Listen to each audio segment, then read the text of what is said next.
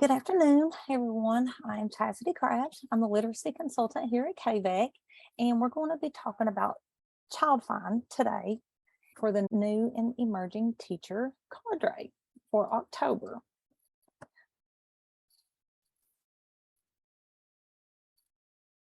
So what we're going to talk about first is we're actually going to just really briefly talk about the regulations that talk about the child find. I know you guys hear those terms all the time, child find and interventions and things like that. We're going to talk about, just show you what the regulations say about that. And we're going to introduce the child find tools to you and discuss how to use those so that you can provide interventions or SDI, depending on where your students are, and then also be able to make those connections from the interventions to the SDI and to the progress monitoring data. And also when we go through this, if you haven't noticed by now, in special ed, we use a lot of acronyms. And so sometimes I do get hung up on just saying the acronym without saying what it stands for. So please, if I say something and you do not know what that means, please ask or type it in the chat. Don't feel embarrassed or to ask, because we are all new, we're all learning, and it's okay. So with that being said, SDI, for those that, if there's anybody who may not know what that means, it's specially designed instruction.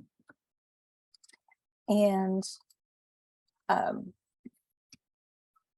we'll go ahead and let's look a little first at the regulations for child find. So this is in the KAR, stands for Kentucky Administrative Regulations. And this is the referral system. And I'm not going to read this verbatim. You guys can look at it and read it for yourself. But basically, it says in the regs, and the LEA is local education agency, will have a referral system in place that explains how the referral from district sources will be accepted in a timely manner. So that one talks about, that goes into your the interventions that you have to have before you get to the referral, and then all of those steps and procedures that you guys have to go through from pre-referral to referral to placement, evaluation, and all placement is all in the regs. That's why you have those timelines and set up for you. But that's why that it is so important, and that's why there's so much emphasis placed on the child find interventions and all of that. And it's how it all is, because it is law. With that being said, now that you realize that it is law to do it, let's talk about how it's going to make your job easier in order for you to be able to provide these services for your kids. So here at KVEC, we have developed child find tools. We have one for reading, writing, math, and behavior. So I'm going to just quickly go through these. If you haven't seen these before, just show you what they look like, how you can use them. Hopefully we'll have time for you to practice using them. And then we'll also want to show you where you can find them. So of course, with me being a literacy consultant, I always start with reading and writing, just because it's just natural for me to do so. What we have done is, I will click on this reading one here. The reading and the writing is set up exactly the same way. So if you know how to go through one of them, then you can do both. At the top, then this actually has a little video, that just a quick walkthrough of how to use it.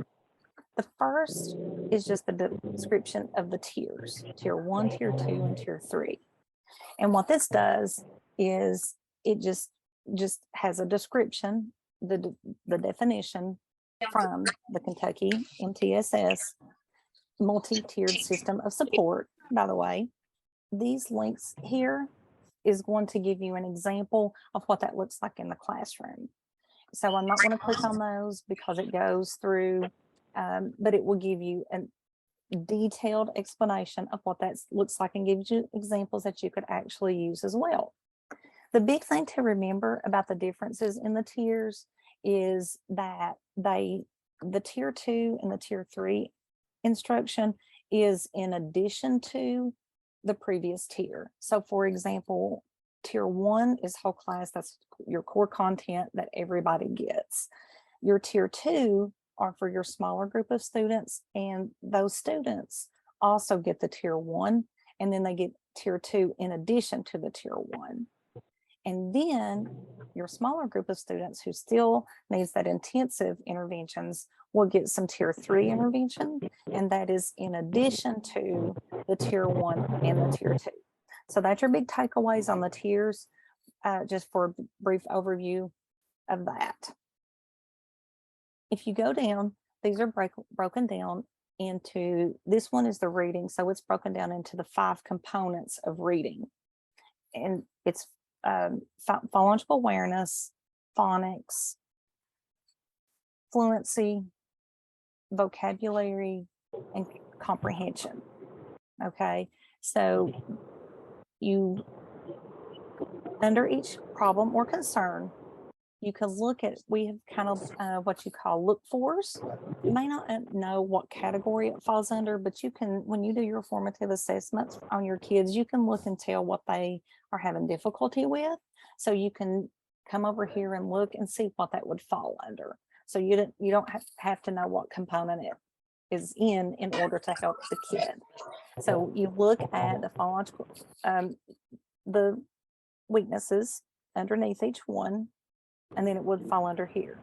The next one, these are intervention strategies that you can use. Now, what's so unique about this tool is that one of the things that when you do your RTI and your interventions and your child find, your strategies have to be evidence-based. So if it's in this tool, these are evidence-based strategies. So you can use those. There's the, and this is not an all-inclusive list. There are others out there. We have went through these and vetted this information for you, so that that's just one step that you may not have to do. So if you use them in here, you just know that they're evidence-based. So you have your strategies here, and all of these are live links that you can go to. And then here's just some evidence of how you just, if to document that you're doing that in your strategies, that you're doing them in your, you noted in your lesson plans. And then of course the data that you're collecting, you'll have all of that. And then over here are ways that you can use to progress monitor your interventions. I will go, when we get through this, we will kind of click on some of these and walk through some of those examples later. I just want to give you right now just an overview of what that is. And then, like I said, we'll give you a chance to look at it a little bit later. But all of these, when you click on them, you can print out things and use them. And it's the same thing all the way across, all the way down. So these are full of links. And down at the bottom, you have some additional resources that you can use. This one is really cool.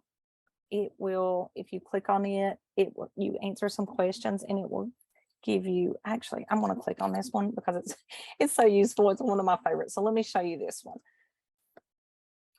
It seems, so if you go here and you diagnose the difficulty, you just answer questions. So is the reader aware of print? We're going to say yes. Do they have knowledge of alphabet and sounds? Let's say no, because some of our kids do not. No, they do not. Well, then here are the difficulties that they may have. This are some reasons of why they may be having those difficulties. And here are some strategies that you can use in order to build that skill. And then these, and they're links. So you can click on it and it takes you, all of these are activities that you can do with your kid in order to help with that diagnosis. So that is really, really, it's one of my favorites. because it just really narrows it down and it helps you find that discrete skill that we're going to talk about a little bit later. So I do like to show that one. So that's the reading one. The writing, like I said, is set up the exact same way. The top is exactly the same. The only difference is, of course, it's broken down into the components of writing versus the reading. So it's the same thing. Now, also, I want to note here, if you notice, the tier 1, tier 2, and tier 3 strategies, it's all listed. So the strategies are technically the same. So for academic pieces, it's a little bit, it's different than the behavior. So behavior interventions, you're going to have different interventions that you would use for each tier. For the content, the difference of what makes it tier 1, tier 2, and tier 3 are not the strategies you actually use. It is the intensity that you give the strategy, the duration, and the frequency. So for example, if you are doing a tier 2 strategy, you may do this strategy with a small group of 5 to 7 kids 2 to 3 times a week for, say, 20 minutes. Okay. So if it's a tier 3 strategy, though, you could use that same strategy, except it might be one-on-one, and you're going to do it for 30 minutes, and you may do it 4 times a week. So that's the difference. That's what makes it tier 2 and tier 3. But keep in mind, if you're doing that one strategy for 30 minutes 4 times a week, then they're also getting a tier 2 level strategy as well. So just that's what that means about having all the strategies listed together. Then we have the math and the behavior. So those are actually, they look a little bit different, but it has the same concept. At the top, it goes into the tiers because regardless of what you're doing, regardless of content, behavior, whatever, the tiers of the tiers are the same. Tier 1, tier 2, tier 3, that is the same. And it's similar, but it just may look a little bit different. It's still broken down into the problem or concern, and the tiers, the evidence, and the student data. The only difference is that, as you can tell, math goes into a little bit more sub skills. They're a little bit more explicit in skills that they have. They have more than just maybe, like reading has 5 components. Math is a little bit more complex and all the different areas that they have to address. So that's the difference in them, but it's laid out the same way. And it's the same thing, this is just a little intro about behavior. Some things to remember when you're implementing behavior strategies.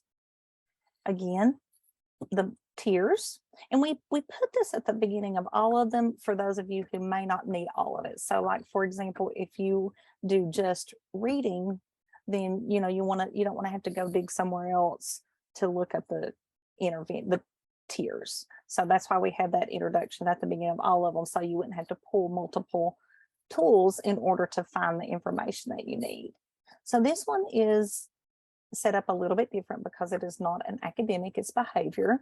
So you have your tier, it starts out with tier 1. So then they have them all listed. These are just some general tier 1 strategies that you can use. Here is tier 2, and here are the tier 3 strategies. Then if you go down, and then it's still broken up the same: behavior of concern, intervention, evidence, and the student data. Okay. But the difference is with the behavior, it starts out with the least severe. And so like breaking class rules was probably the least severe that you would have. And then it just gradually increases on the severity of the behavior, and it goes all the way down. And again, it does the same thing. You don't have to know, oh, it's under unmotivated. What you do is you look at the behaviors that you observe the child doing, then you come over here to this tool and you just read through these, and you read through, and if you see that it falls under that they do not care about classes or studying or unconcerned about missing school, then it's going to fall under unmotivated. So you can just read through these and see what area that it would fall under. So it scrolls, it goes all the way down, being the most severe, which is the tantrums and the out of control. So you have tier 1, tier 2, and tier 3 interventions for each of these areas. Chastity, this is Dion. I just wanted to say that, if you're looking for a data collection tool for behaviors, those are hyperlinks there as well. And those are really good resources for you to be able to use to collect data. And if you have a student that is already, you are already serving with behavior, those are great progress monitoring tools as well. But if you get a chance to go through and click on those hyperlinks and see those forms, so those forms should be accessible for you, because we know as teachers it's hard to find all the resources and things that you need. So those links are great. Yeah, and I'm hoping that we will have a few minutes at the end to kind of go back through some of these. But yeah, these you could link these, print them out, and use them however that you need to. And I want to show you one other thing on how to get to these tools, just in case you lose the links or have difficulty with those. So this one, you just go to theholler.org. And I left this up because I want you to be able to access it. So just that part is easy, theholler.org. And when you do that, it takes you to this homepage, and it will come up to this right here. You are encouraged to go ahead and sign up to be in. But if you want to do that later, then you can click right here on the Holler, and it takes you to this. Once you get here, go under this tab right here, Special Education, and click on it. It takes you to our Google site. On this site is, you really, if you can, I would bookmark this site, because it has everything that we do, we put on here. All of our registrations, all of our asynchronous learning modules that we do are on here. And you can see when we had our applications, these are our meetings that we have throughout the year. And right here are the child find tools that are linked. So if you can, if you lose the links that we dropped in the chat, they are on our Google site. But that's the easiest way to access all of the information that we have to offer, is go to theholler.org and go in the special ed tab. So let's look at this scenario. And we're going to do this one kind of together. So read Emily here. This is her information, and this is based on some formative assessments that she has been given to establish a baseline. She can, so she's in 7th grade. She can decode in isolation, but it takes her a long time to read grade level work. She utilizes an electronic text reader and has shortened reading passages to access grade level text. She can read short phrases or word to word, but when reading a full passage at the 6th grade level, she often tries to read too quickly and begins to make guesses. As a consequence, she makes numerous errors due to incorrect vowel choice and/or neglects the middle or end parts. And this often affects her ability to answer comprehension questions. Okay, so now that's Emily. And then this is some of the data that we have for her. Her teacher administered a CBM, fluency check. She read 105 words correct per minute at the 6th grade level. Okay, and then she decodes 7th grade multisyllabic words with 50% accuracy. And this one is interesting. The last one, her reading comprehension, she can answer inferential comprehension questions from 7th grade at 30% accuracy when she reads it independently. And when the passage is read to her, her score is 80%. Okay, so think about that for just a second. And then to give you a reference on the fluency norms, in case you're not familiar with those. So she reads 105 at the 6th grade. If you notice, if you want to look and find 105 words a minute, in the 2nd grade, reading 111 in the fall is at the 90th percentile.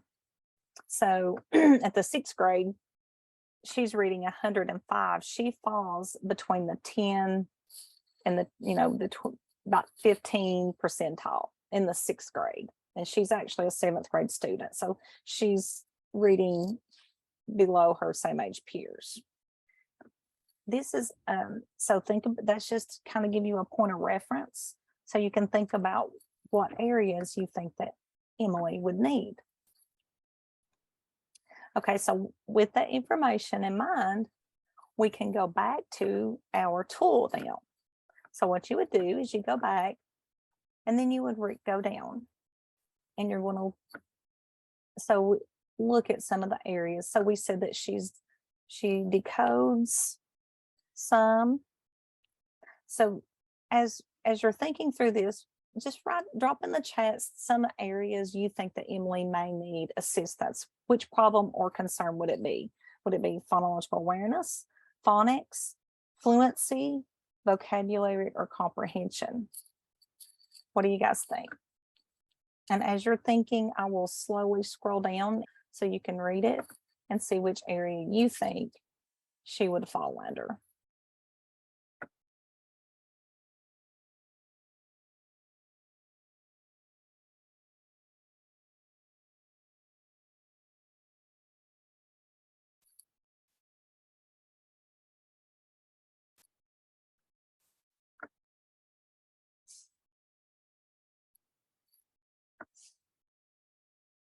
And there could be more than one answer also. So don't think that it has to be one or the other, because as you all know, when we're working with students, most of the time it is more than one area.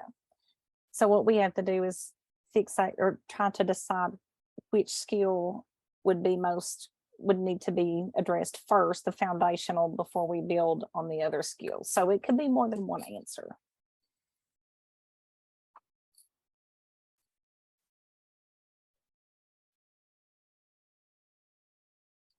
Okay, so far we have phonics and we have fluency. So let's look at phonics. Okay, so unable to produce one-to-one letter sound, difficulty associating long and short vowels, trouble decoding regularly spelled 1 or 2 syllable, weaknesses in the teams. So we did see some of that with her, relies heavily on context. So we did see some of those. Fluency focuses on decoding rather than the comprehension of the text. And that one is one of those when you see a kid struggle and they have to sound out every single letter for every word, and they're focusing on having to pronounce those words instead of understanding what they read.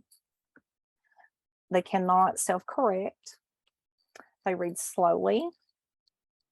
They cannot have high frequency words, and they skip words. So any of those sound familiar?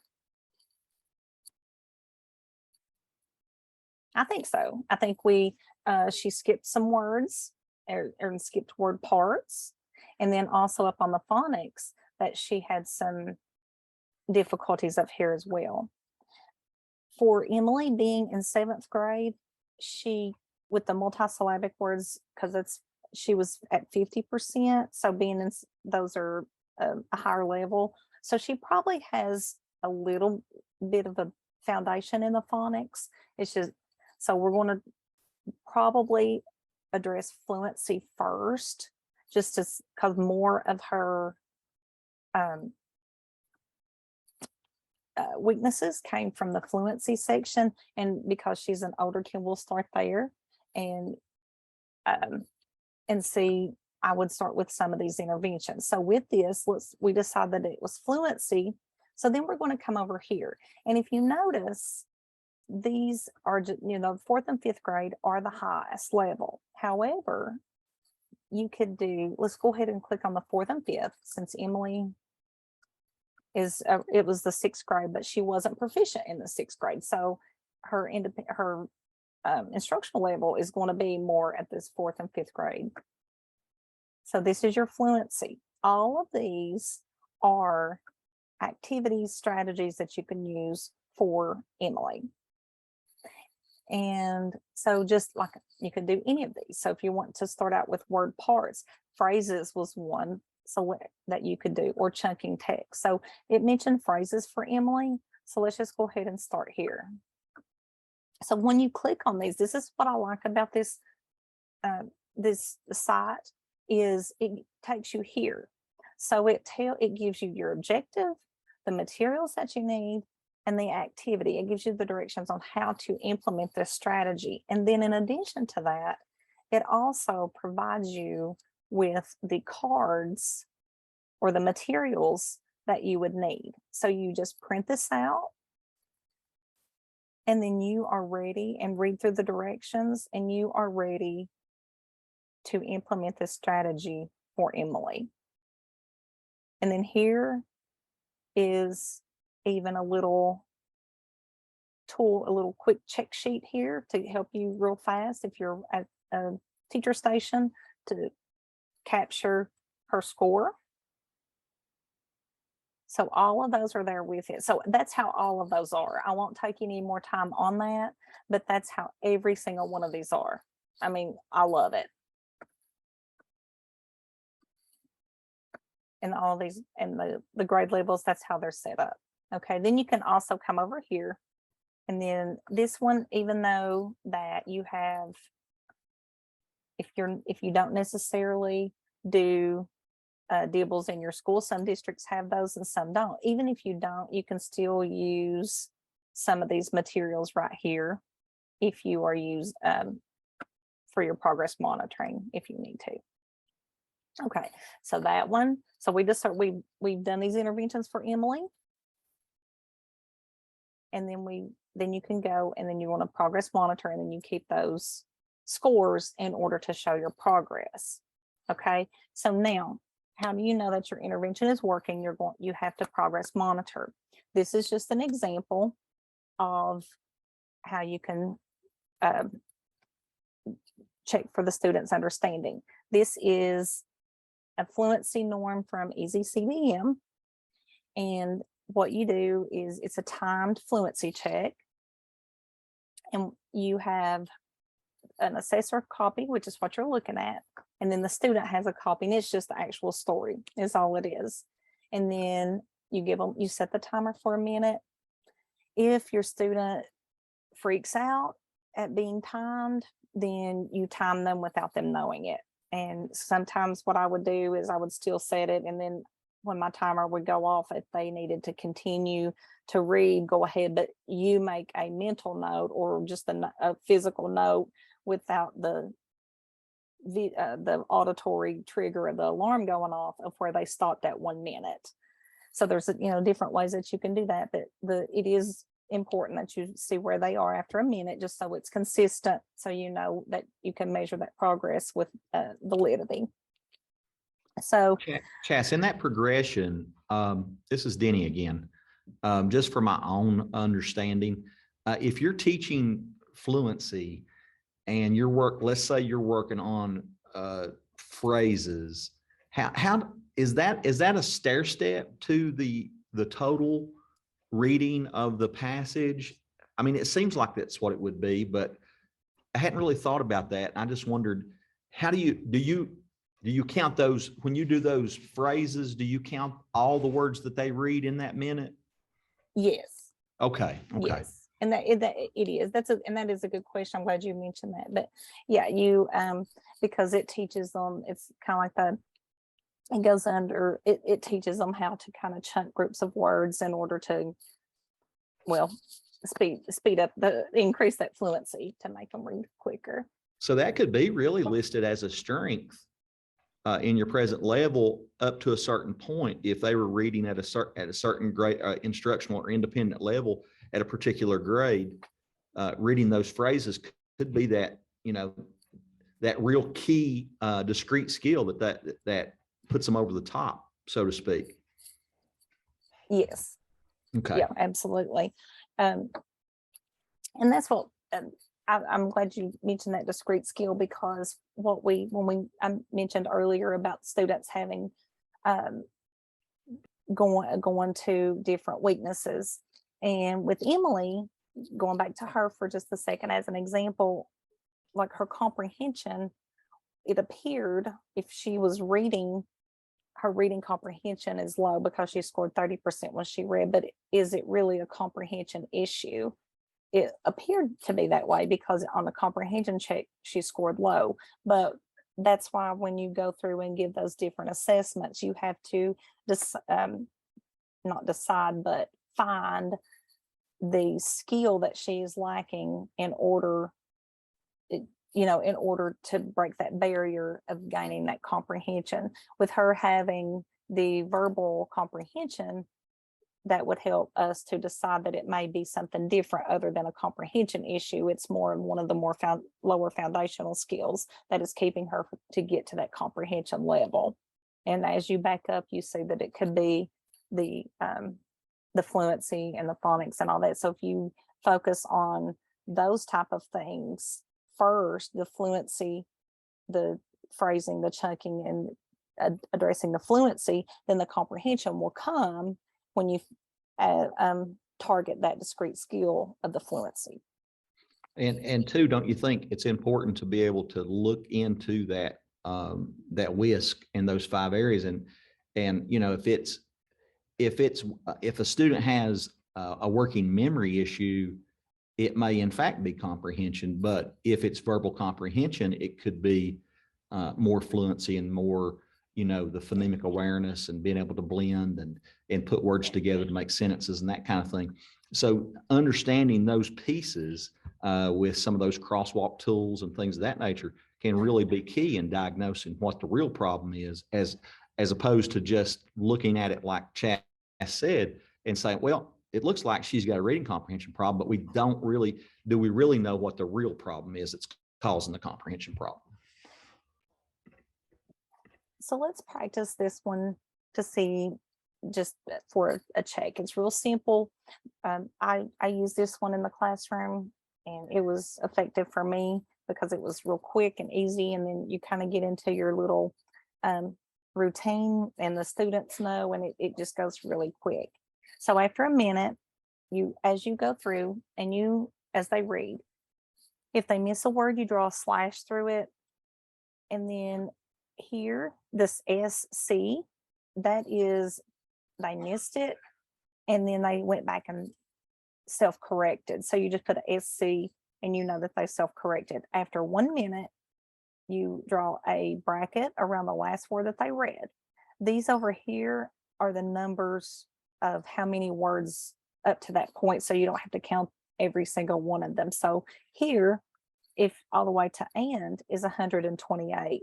So then you just have to count backwards and know that she read, her total words read was 125. Then you just count her errors. So you go back up. If they self-corrected, that's not an error. It just gives you, and you can see that she corrected it, but it doesn't count against her. So it's 1, 2, 3, and 4 errors. And then just a simple subtraction problem, 124 minus 4, and this is her score, her fluency score. Okay. All right. So let's let you guys practice a little bit. You pick one of these, and I just put a 1st grade, a 4th, and an 8th grade, you pick whichever one that you want to, that best meets your grade level that you teach.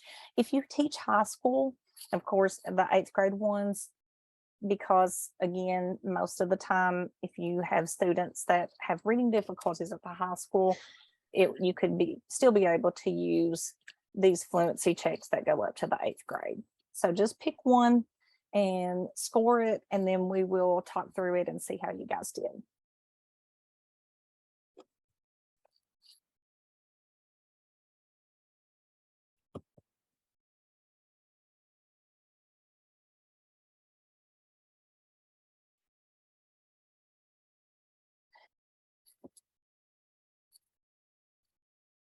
Okay, we got 86 for Olivia. So we look, Olivia had 90. She read 90 total words. She had 3 errors and 87. Okay, let me see. Let's look. So 1, 2, 3. So she has 3 errors because the hoped was a self-correction and that would not count against her. So she had 7, excited and chase are the 3 that she missed. So her score would be 87. Okay, so let's go ahead and look at Cade. So Cade read a total of 113 words. He had 3 errors also: people, clothes, and enough. So puddles, he missed it first, but he self-corrected. So we are not going to count that against him. So his score is 110. And then Christopher, his score, he read 103 words. He has 4 errors: excitement, depressing, silence, shocked, and then he self-corrected on disturbing. So we are not going to count that one against him. So he has 4 errors with a score of 99. Let's look at the writing sample. So with that one, so let's look at, this is Johnny, and this is the prompt. Tom and Rick were at the barber shop. So this was Tom's writing. Okay, and I'll let you just take just a minute and look at the writing sample.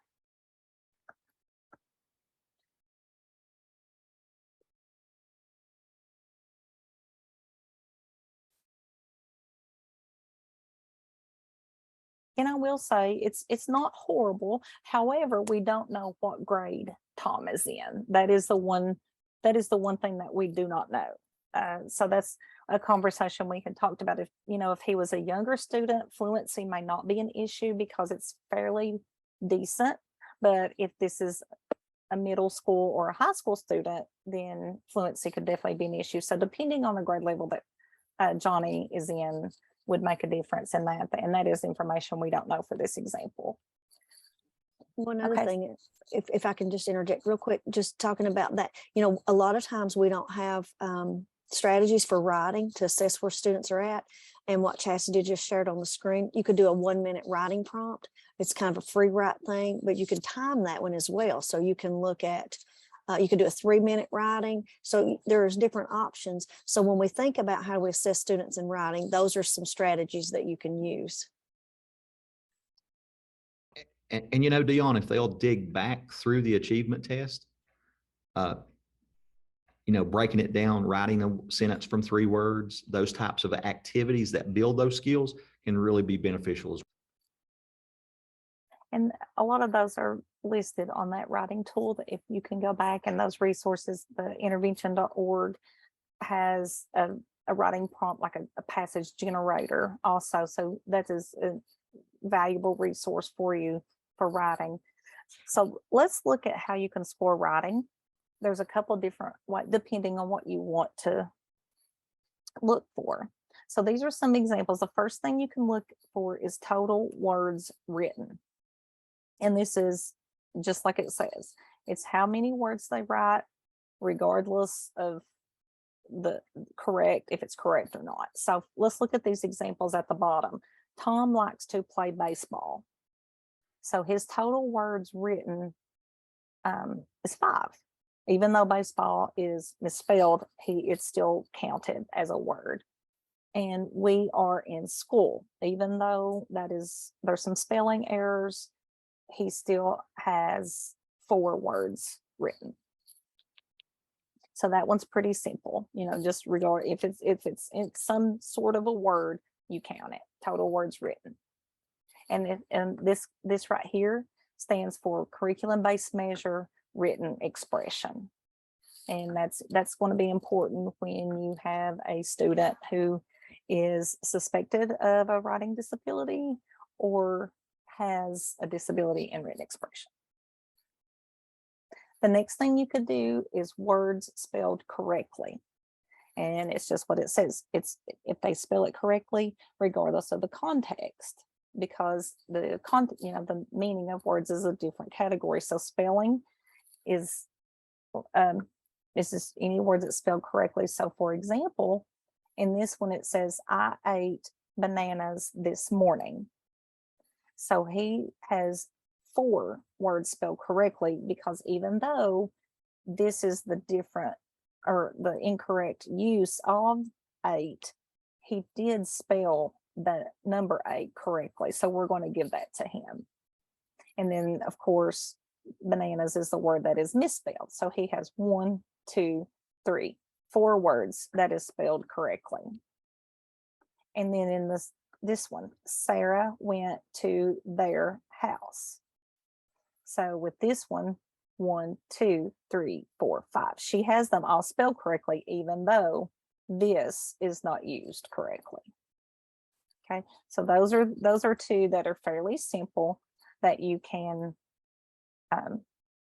score. Now, once we go into the writing tool, we'll see where that falls under. So I'm going to let you practice this one. So just based on the total words written and the words correctly spelled, we'll go back. Let's revisit Johnny's writing sample and go ahead and give a score for Johnny for his total words written and words spelled correctly.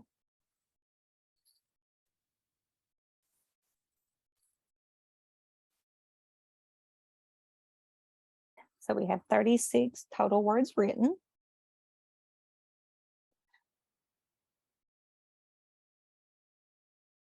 That is correct, because the only words that he had misspelled in that one is the word because twice. And like the do, the EW, again, incorrect word uses, but it's spelled correctly. Good job. You're exactly right. And right, 34. After I said that, I realized I misspoke on that. So the total words is 36 and the total correct spelling is 34 because of the 2. I spoke a little bit ahead of myself on that one. Johnny has 36 total words and then 34 spelled correctly. And then I want to show you. So after you go through that, then you go to your tool, your child find tool in writing, and then you scroll down. And so we looked for spelling and total words written. Now again, total words written is under fluency. So that could be a fluency, again, depending on the age of the child. So we're not real sure how old he is, but it would fall under here. So if the fluency was an issue, then here are the strategies that you can use for that. And then over here, you can see here, this is exactly what you just practiced. These are what you can use to record it and practice. Okay. Then we have legibility, and then we go under and we looked at spelling, which could be under conventions. With this, so an example that you can use is this heart word magic spelling. It's the same way. It's really cute. And you can print it out. It has the directions. It has the stuff that you need. This one even has the script. It tells you exactly what to say to the kids. So there's really not a lot of thought that has to go into this one. It has everything that you need in order to incorporate those materials and implement that strategy. Now, I want to show you, like, to get a percentage, because going back to your progress monitoring, you have to have a percentage. What you do is the percentage of errors or conventions. So you go down and you have you have the word spelled, you would have your total number of words, and then however many spelled correctly would be, if he had all of the words spelled correctly, it would be 100%. So it's like how you would make the division problem of how many words spelled correctly compared to how many words were written. But I want to show you a checklist, and I really, right here, is this yes. I love, love, love this one. This is something like this is how you can quantify your writing. Now, this is an example you use for paragraphs, but you can do something like this, what would be called a teacher checklist, and make your own of what you're looking for. This is, so you just go through here. If you have a paragraph, if you're looking for it, and then you just check yes or no if they have it. Do they have a topic sentence for it? Yes, yes, yes, yes, or no. So then you look at the total number of possible yeses they have, which here is going to be 2, 4, 6, 8, 10, 12, 14, 16, 18, 21. 21 possible yeses. And then you're going to see how many they have out of the 21. So if they get 15 yeses out of 21, then you just do that division on your calculator, and whatever the percentage that you get, that is going to be your score for that. If it's the first time to establish a baseline, or if you're implementing that strategy to get your progress monitoring score. So let's say he got 15 out of 21. So what would be his percentage? 71%. So that would be what you would write as your measure or your score for that child. If you have any questions, please contact us. We will be more than happy to help you with anything we talked about today, and any other questions that you may have. I just wanted to say that I think this was a good opportunity for them to kind of see and walk through that process. So just the example with figuring out the fluency, those same tools can be used if it's a referral, or if you're helping other teachers and students are in that pre-referral process and are receiving interventions, then you can help them access those resources. But if you have a student that you're working with and you're trying to figure out some of those same things around what they need to know, how do you filter down and find that discrete skill that they need? You can use those same kind of practices. So if you wanted to find out, student deficit or their skills, you could use that. You can use those same strategies to establish baseline. So you could use 3 writing prompts, and then you could calculate the scores on those, and then you could divide that, add those up together and then divide that by 3, and that'll give you the baseline score. So there's lots of different ways to use those tools and resources, even as special education teachers, and then you can also share those with regular ed teachers as you are working through those intervention processes.